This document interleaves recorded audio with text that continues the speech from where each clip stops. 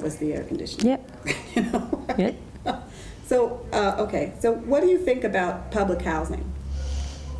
I think that public housing is absolutely necessary, but probably not looking the way ideally it would.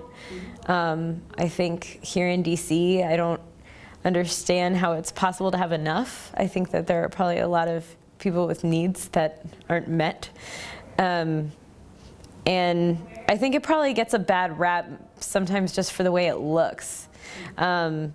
Just because, I mean, when you're walking by Potomac Gardens, you know you're walking past something different. It's not just any city block. And I think probably, I don't remember whether I read this or I made it up, but I feel like at some point, you know, when this structure was originally created, someone was thinking, oh, 12 or 13 blocks east of the Capitol, who's ever going to go over there? Like, who cares where we stick this thing?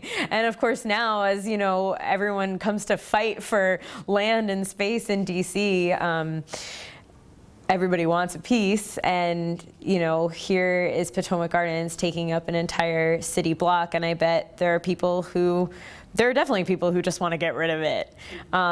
And I definitely think that that would be kind of awful. I can't imagine how destructive that would be in a lot of different ways. How would it be awful? How would it be destructive? What do you think?